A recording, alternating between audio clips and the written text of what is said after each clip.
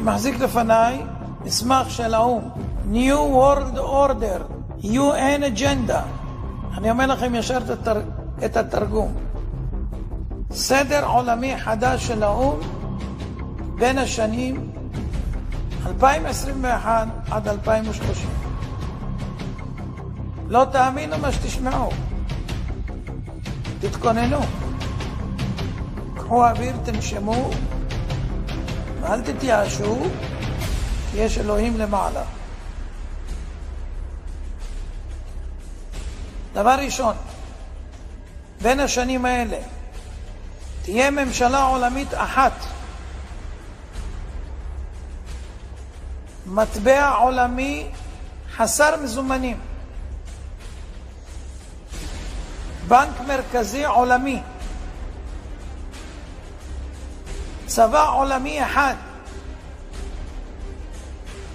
סוף הריבונות הלאומית, סוף כל הריבונות הלאומית, סוף כל הרכוש בבעלות פרטית, סוף התא המשפחתי, סילוק אוכלוסין, שליטה בגידול האוכלוסייה וצפיפות האוכלוסייה, חובה מרובה בחיסונים, הכנסה בסיסית אוניברסלית, הכוונה משכורת צנע, השתלת מיקרוצ'יפ לרכישה, נסיעות, מעקב ובקרה,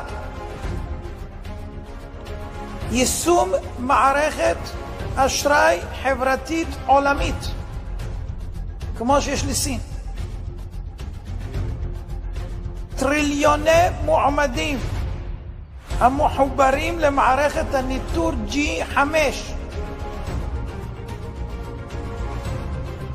הממשלה תגדל את הילדים,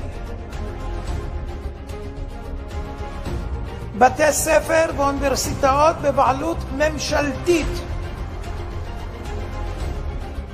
סוף התחבורה הפרטית, בעלות על המכוניות, כל העסקים יהיו בבעלות הממשלה, התאגיד,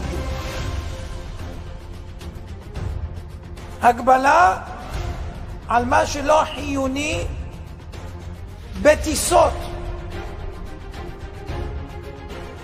בני אדם ירוכזו באזורי התיישבות אנושית, ערים, סוף ההשקיה, סיום המשק הפרטי החי והמרעה, סוף הבתים המשפחתיים,